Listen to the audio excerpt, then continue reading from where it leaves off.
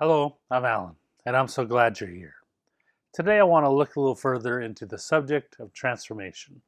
We've been studying it and looking at this beautiful process that's available to every believer to walk in the fullness of Christ on the earth. What an amazing opportunity for each of us, no matter where we began, no matter where our past is, to walk in all that God has for us. I'm going to start over in Ephesians chapter 4 and use some of our core verses. But today we want to look at the old man and the new man and really get a better understanding of the imagery that's being provided in this picture. We'll start in verse 22, Ephesians 4, and it says that you put off concerning the former conduct the old man, which grows corrupt according to deceitful lusts. So we see here the subject of the old man, which is continually grows corrupt according to deceitful lusts. And our job is to put the old man off. And be renewed in the spirit of your mind, verse 24, and that you put on the new man, which was created according to God in true righteousness and holiness. So we see here a picture of an old man and a new man. And one is to be put off and one is to be put on. The new man we want to put on, and we want to put off the old man. Now, with transformation, you begin to see how important it is to develop that new man through spiritual practices, and how important it is to resist and to mortify the outward man. So the imagery here is you have an old man and a new man, and they are a picture of you, and one you have to put off, one you have to put on. It doesn't necessarily mean old habits and new habits as much as it means you have a man or a person that's old and you have a person that's new. We look a little further over in 2 Corinthians chapter 4, and we'll just start in verse 16. Therefore we do not lose heart, even though our outward man is perishing, yet the inward man is being renewed day by day. So again, we see the same picture. The wording here is outward man and inward man, but it's the same thing as the new man and the old man. And we could call it the old man, the outward body, the natural body. We can call it the sense man, talking about the outward man, and the inward man is the inward body, the inward man, the new man. So you have a new man and an old man. When my kids want to make fun of me, they call me old man. And when I try to be cool and act like I know things in their culture, in their generation, they start calling me, you're just an old man. It's an insult. To them, it's a funny insult, but we should be insulted about this old man that we're wearing. You're wearing an old man, an old body, an outward man that must be mortified.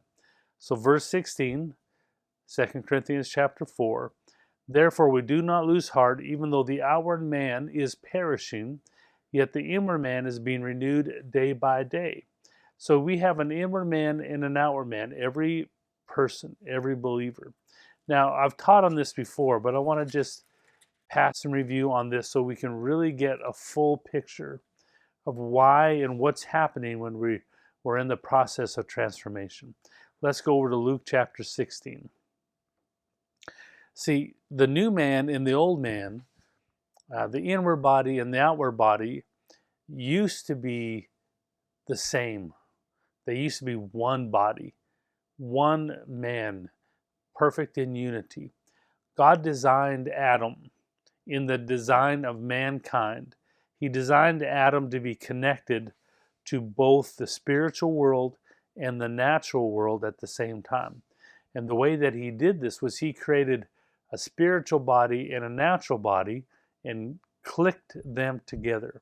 When I say body, I want you to understand that means a complete person, a complete inner body with a mind, emotions, and desires, a soul, and a complete outward body with its mind, emotions, and desires.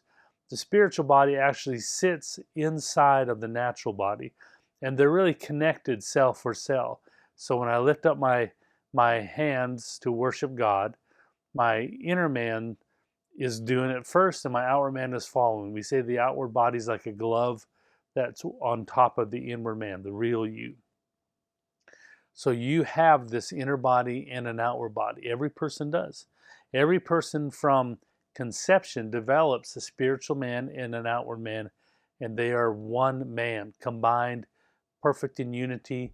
Adam was perfectly whole, complete, a creature of light, and he could see God, talk to God, fellowship with God, who is a spirit, and at the same time he could chase Eve around the garden and play with the wolf, because his outward man was connected to this earth. Well, you are no different when you were born. You were connected to both realms. Now, most people in our society really don't understand the spiritual side of life.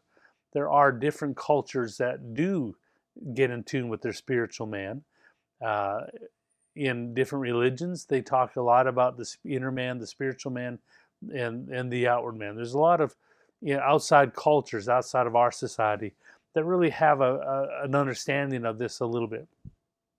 Well, you have at your birth an inward man and an outward man, a spiritual body and an outward body, a body of the flesh, that were connected in perfect unity. Adam was one who was completely light. His nature was that of light. His inner body was light, his outward body was light, and they were clicked together in perfect unity. And then he sinned. And when he sinned, everything turned dark, turned into death, from life to death, from light to dark, the absence of light. So now his nature is dark, his inner man is dark, and his outward man is dark. He is completely a dark or absence of light species. That was the creation of God turned by sin into the seed of Satan, meaning the whole human race. You and I came from that seed of Adam. The design of God didn't change, but the source of its light did. So now Adam, instead of creating a species of humans who were birthed in the image of God, of light, he created a species of humans who were birthed in the image of sin, of darkness. So you were born by the design of God, but turned from light to darkness. So now your inner man was dark, your outward man was dark, your nature was dark, everything about you was darkness. So this is an image of the man. They used to be one. The new man and the old man used to be the same man. I call them conjoined twins. They were conjoined together at the mind, at their desires, and at their emotions. They were joined together perfectly in unity in darkness. That was your first birth.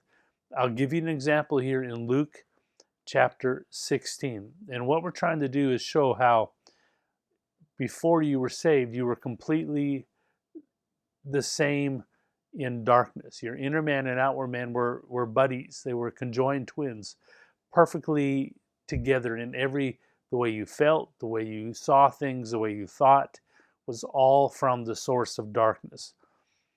Now, we're going to read out of Luke chapter 16, starting in verse 19. Luke 16, verse 19.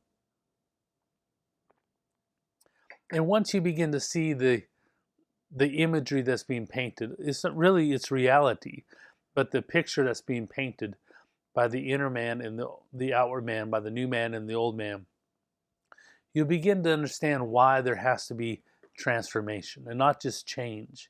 I think the church has lost its vision in transformation. It's focused so much on changing, it hasn't worked on transformation like it should. And we end up with many people who love God but remain immature. Luke 16, verse 19. There was a certain rich man who was clothed in purple, fine linen, and fared sumptuously every day. But there was a certain beggar named Lazarus, full of sores, who was laid at his gate, desiring to be fed with the crumbs which fell from the rich man's table. Moreover, the dogs came and licked his sores. So it was that the beggar died and was carried by the angels to Abraham's bosom. The rich man also died and was buried. Now, Abraham's bosom was what we call um, a place of holding for um, for anyone who was qualified to heaven in the Old Testament. So they were qualified for heaven, but had not yet been saved. So they went to this holding place called Abraham's bosom. And that's where they were held until Jesus was glorified.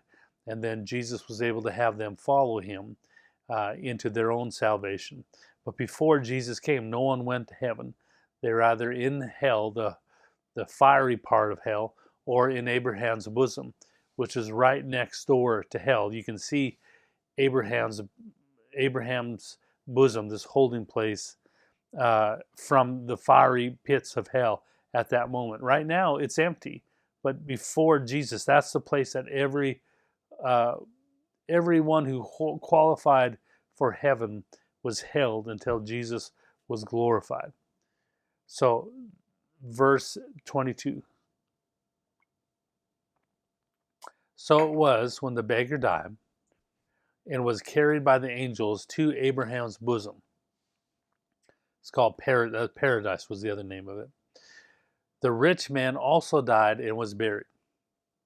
And being in torment in Hades. So the rich man went to the fiery part of hell.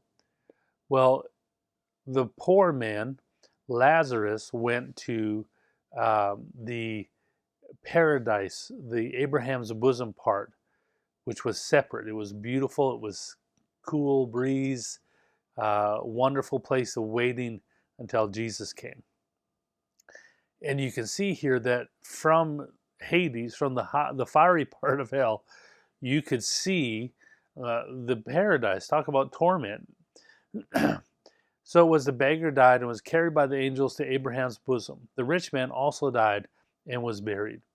And being in torment in Hades, he lifted up his eyes and saw Abraham afar off and Lazarus in his bosom. And then he cried out, said, Father Abraham, have mercy on me, and send Lazarus that he may dip the tip of his finger in water and cool my tongue, for I am tormented in this flame. So we want to see from this story that Jesus told, this was before Jesus was glorified, that these two men were on the earth. And in our modern culture, we kind of see things way too carnally. We look at people, we see them, most people don't really see the spiritual aspect of life. Many Christians live their whole life and don't really think outside of their carnal thinking. But here's a picture that Jesus shows us of when these two men were on earth. One was a rich man, the other was a beggar.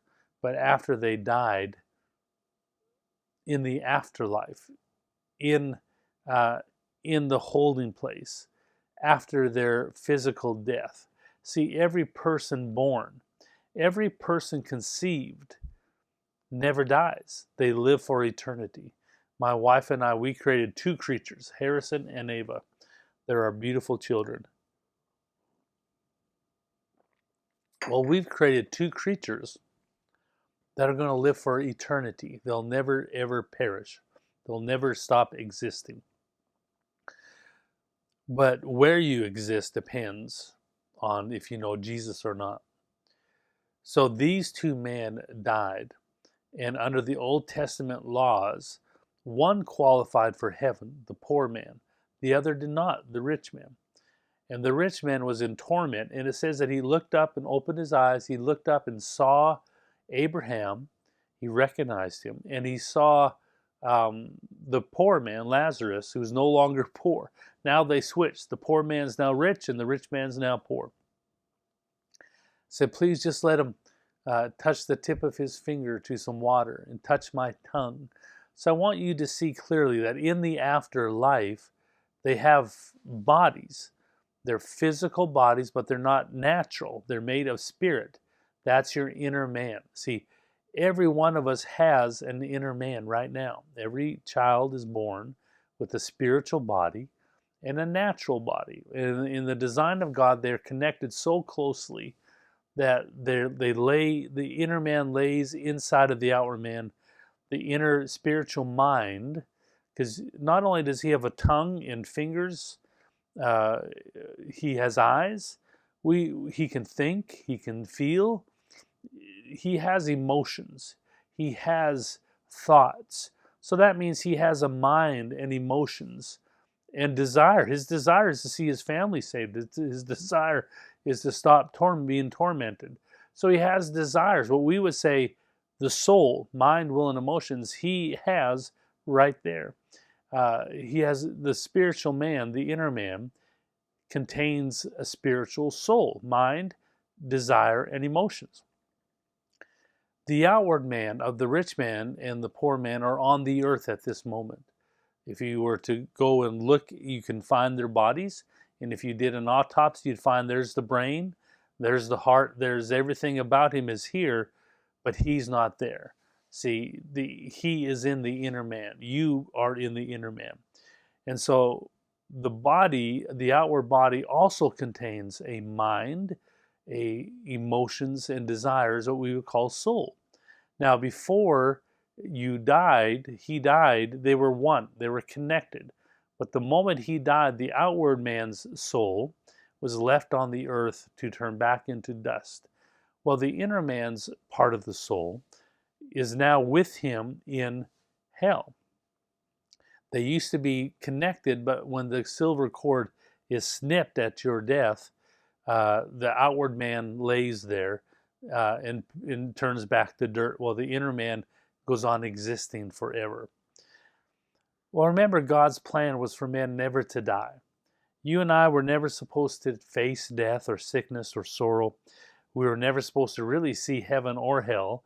We were supposed to live forever in this universe, live forever as children of light, never die, never perish, never get sick. But the sin of Adam changed everything. When everything changed, God had to develop a plan to rescue us from our first birth, from the family of Adam, and to be born into the family of God.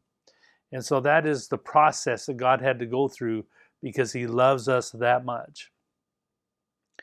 So from this story of Jesus, we can see the inner man and the outward man. That the outward man, because both of these men were not born again yet, none of these people were, because Jesus was not glorified yet their inner man was still there. You can see the inner man, a perfect picture of the inner man that every person, every child is born with, is a complete person. They think, they feel, they touch, they see, just perfectly in the afterlife. Well, they're not wearing this outward body. So it was the design of God that every person had both an inner man and an outward man that were joined together in perfect unity. You didn't feel differently from the spiritual man to the outward man at all. They were completely in unity. The spiritual mind or the spiritual brain sits right inside, cell for cell. They're connected to the natural man. This was the design of God for the human race, for mankind, to be able to be connected to both realms, the natural and the spiritual, at the same time. We were one creature. We were completely in unity in darkness. Then when you got born again, we'll go back over to Ephesians again. Something happened to you at your salvation. Ephesians chapter 4. I know it's here somewhere.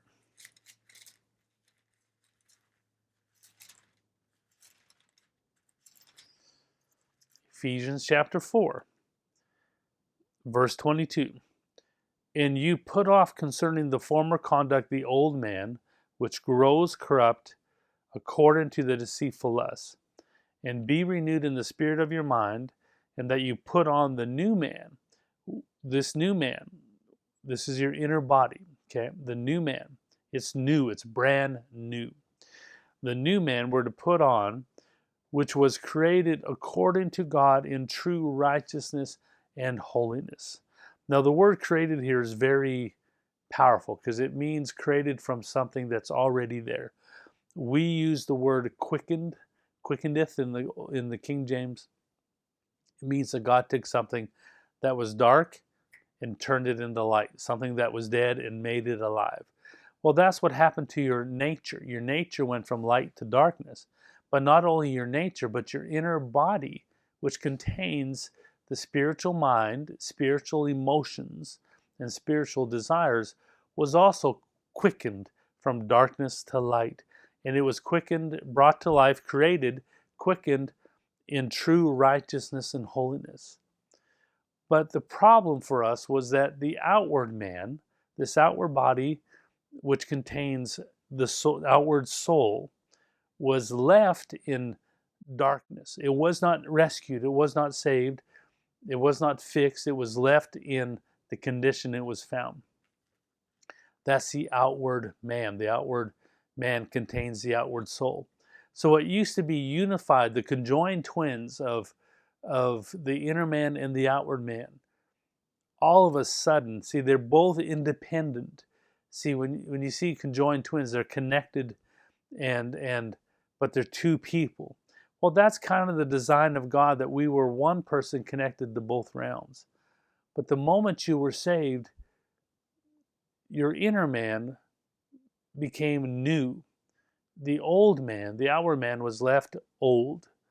It's remaining older, gets older every day. While the new man gets newer, the old man gets older. And so now you have an inner man that's saved, that's light, that's righteous, but you're wearing the outward man with its mind, emotions, and desires. The soul of the outward man was left in darkness, left dead in death. Not dead like an animal, but producing death. So now you have an outward man that is dark and the inner man that is light. The inner man comes to life like a new baby. It's born, it's birthed, it's born. You've been born again. It's an amazing process of salvation, that God gave you a new inner man, gave you a new nature without destroying you. It's an incredible miracle of salvation. So they used to be buddy-buddy, perfect in unity, best friends, the inner man and the outward man. Think exactly the same thought from the same source of darkness, the nature of darkness. But when you became born again, the new nature brought to light. Look over here in chapter 5, since we're in Ephesians. Verse 8. For you were once darkness, but now you are light in the Lord. Walk as children of light. So you were once darkness. You had a nature of darkness. You had an inward man of darkness and an outward man of darkness. You had an inner soul of darkness and outward soul of darkness. You were darkness. But now you are a child of light. Your nature is light. Your inner man is light. But what was left was the old man. The outward man was left in darkness.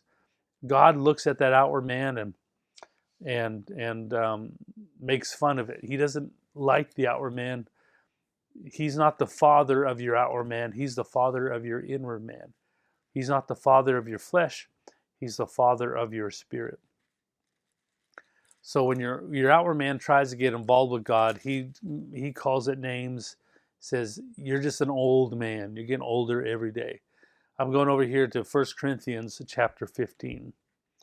And it is the verse we know, the chapter we know is talking about when we receive a new outward man. See, the finished work of God, your salvation isn't complete until the trumpet sounds. Let's be clear. Your salvation on this earth is never complete, but even after people have left this earth or in heaven, they're still not complete yet. Not until the trumpet sounds and God is able to give us a new outward body that is made as righteous as the inward body. And they will be clicked together back in perfect unity, which is the verse that says, He'll make us whole, spirit, soul, and body. He'll completely bring us back in unity. Right now, that's not you. Right now, you have a new man and an old man, inner man of light, while an outward man of darkness. He calls our outward man all kinds of names here. In 1 Corinthians 15, we'll just look at a few verses here. Verse 42. So also is the resurrection of the dead. The body is sown in corruption, is raised in incorruption. So comparing the outward body, the old man that you're wearing right now, with the new outward body. It's called the eternal body. It's not the same as your spiritual body, the spiritual inner man.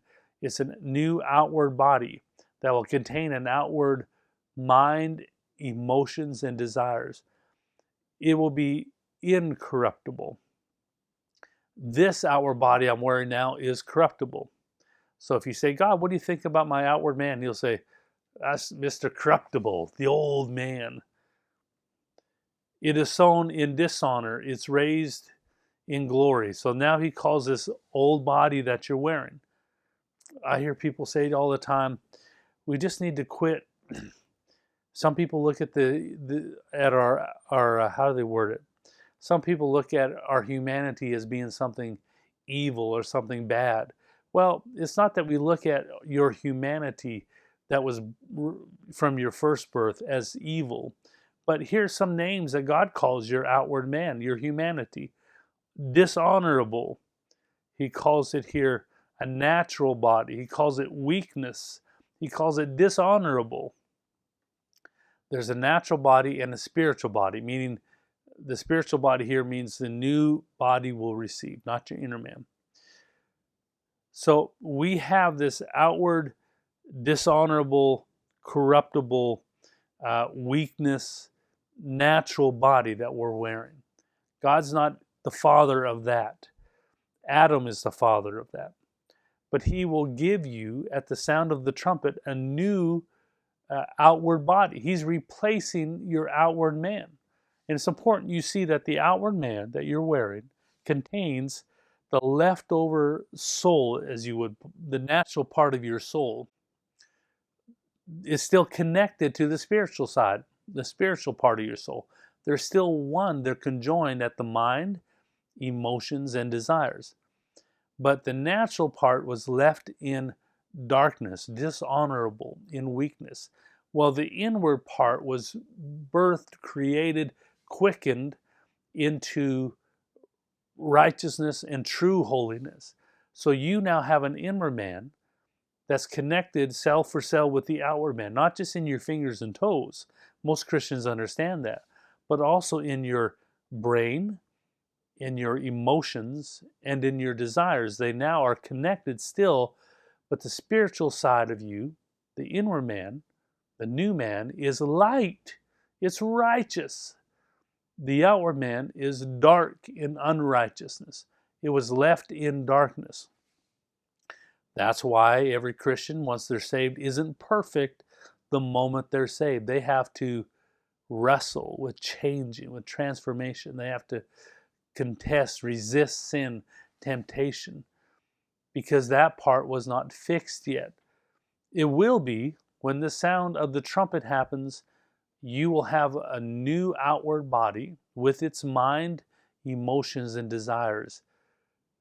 Click onto this inward body, and you will be completely whole, spirit, soul, and body. New nature, soul. Your soul will now be one again on both the spiritual and natural.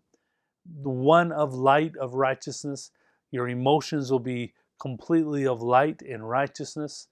No more sin, no more sorrow, no more disease, no more sadness, no more anger, jealousy. Why? Because the outward man will be completely quickened in the moment, in a twinkling of an eye. The outward man will come along. That's not done yet, because the work of salvation isn't complete in you until that's done. It's complete that you go to heaven, but even those in heaven are waiting for the outward man to be brought. Look over in 2 Corinthians again. We'll go down to chapter 5. He's still on the same subject of inner man and outward man. I know I'm doing a lot of pass and review today, but it's important that we see this as a picture, so then you don't feel like a complete loser when you look at your life and say, well, I've been serving God for 10 years and I still struggle with this. I still fight with that. And, loser. In my early days of Christianity, one of the main preachers in my life just had a strong personality, said, hey, you just need to quit sinning. You just need to quit it.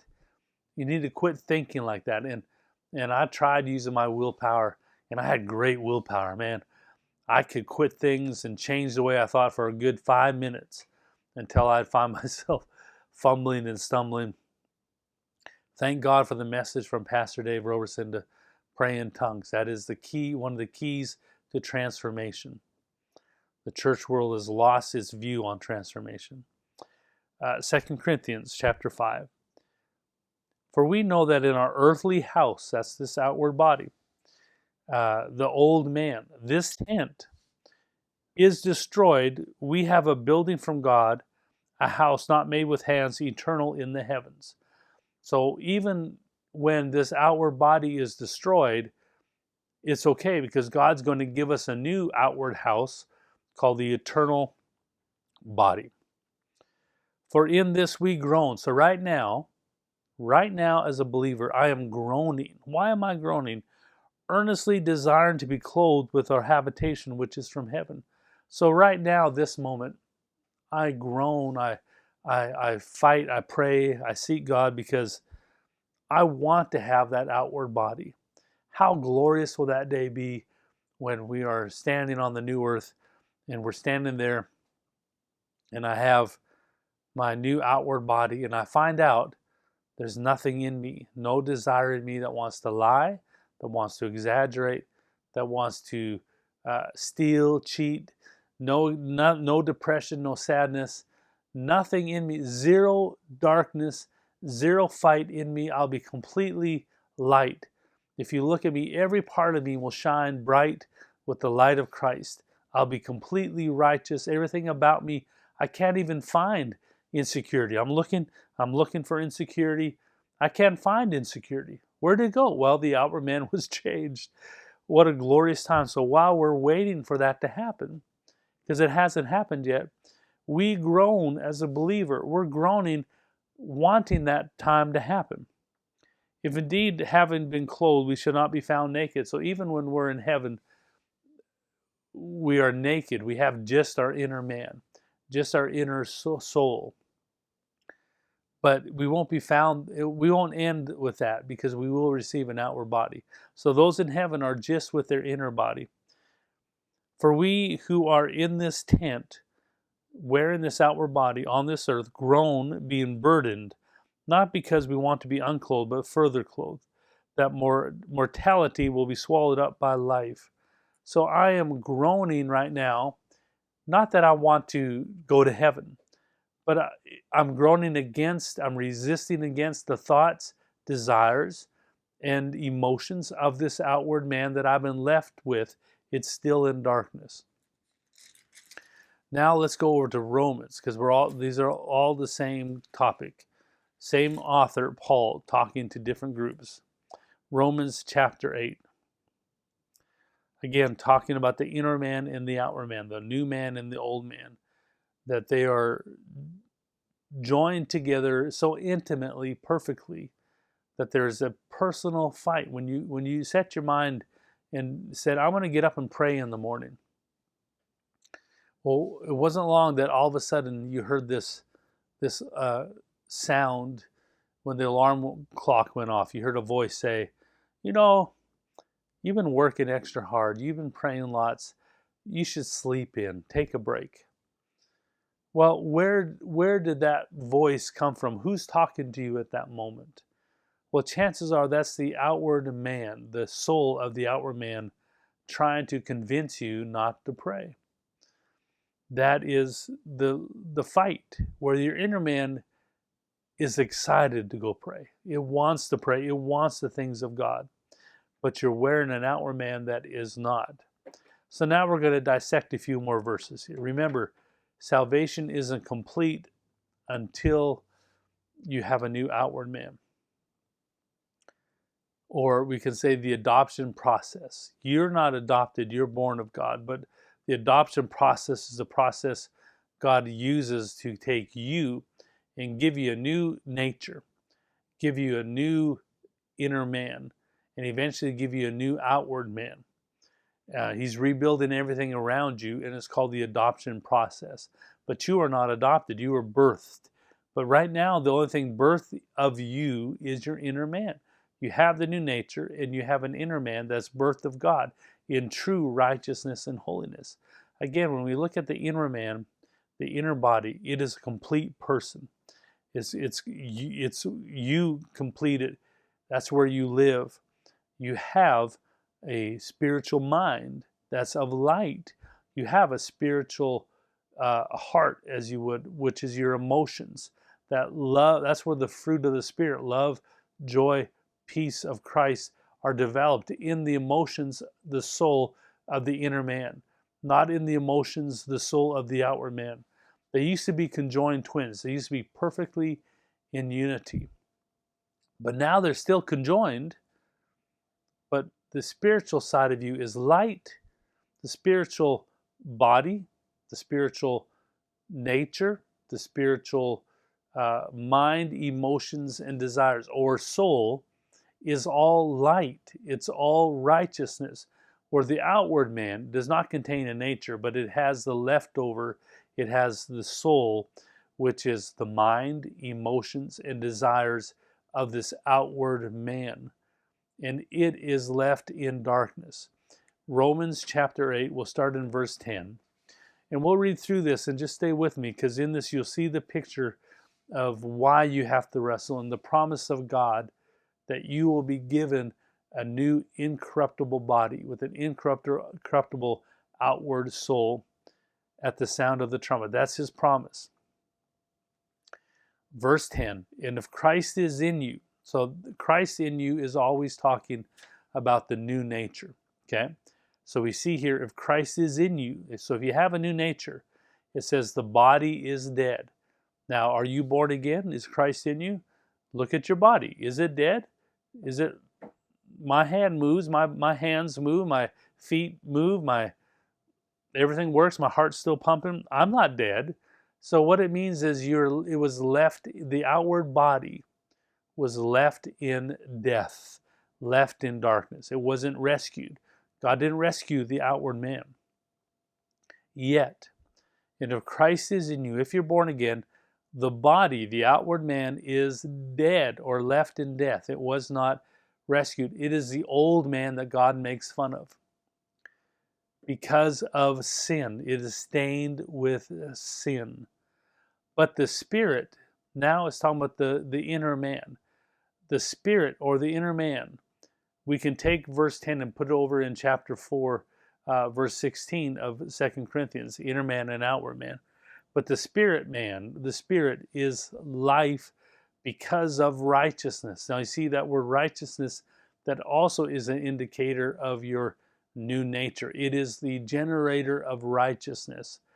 So the inner man is alive because it has a new nature of righteousness, while the outward man is left in darkness. I want you to see this here, that if Christ is in you, if you have the new nature, the outward man, the body is dead because of sin. It was left in death, left in darkness. The body with its soul, mind, emotions, and desires. But the inner man, the spiritual man, the new man, is alive, created in righteousness and true holiness because of the nature of righteousness that's in it. But if the spirit of him who raised Jesus from the dead dwells in you, he who raised Christ from the dead will also give life to your mortal bodies. Talking about, but don't worry, because that outward body, even though it is left in death because of sin, there's a time coming where he will give you a new outward body. He will give life to your mortal body through his spirit, which dwells in you. So because of the new nature, you will receive a new outward body. It's already paid for, but it just has to wait until the right time, the sound of the trumpet. So if you ever got saved or ever asked the question when you got saved and said, did I really get saved? I still have all these problems and struggles. And there's some really holiness people that say, well, if you're born again and you still desire too much chocolate cake, I don't know, think you're saved yet. Well, they don't know what they're talking about, because you're wearing an outward body that was not quickened yet. But the promise is it will be. Now, let's look over in verse 16. The Spirit Himself, the Holy Spirit, witnesses with our spirit, our inner man, our new nature, that we are children of God. And if children, then heirs, heirs of God, and joint heirs with Christ, if indeed we suffer with Him, that we may be glorified together. So there's that word glorified again, meaning that the suffering we do is suffering against this outward man with its desires and its deeds, the outward man's soul that still wants darkness, things of the world. For I consider that the suffering of this present time are not worthy to be compared with the glory which shall be revealed in us. For the earnest expectation of the creation eagerly waits for the revealing of the sons of God. For the creation was subjected to futility, not willingly, but because of Him who subjected it in hope. Because the creation itself also will be delivered from the bondage of corruption into the glorious liberty of the children of God. So the whole universe will be quickened in a moment, in a twinkling of an eye, and we'll have a whole new universe, a whole new earth that went from corruption to incorruption.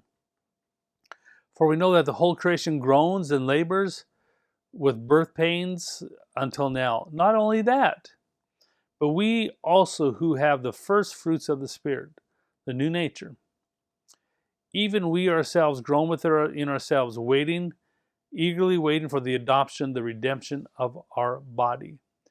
So the redemption of our body means that is when we receive the new eternal body at the sound of the trumpet.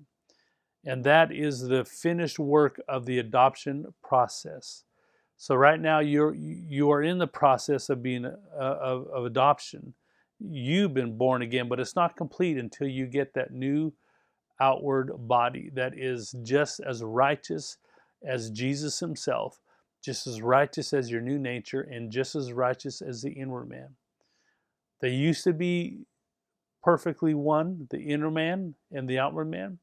They're still connected. They're still conjoined twins, but one is light, the other is darkness. One is righteous, the other one is sin.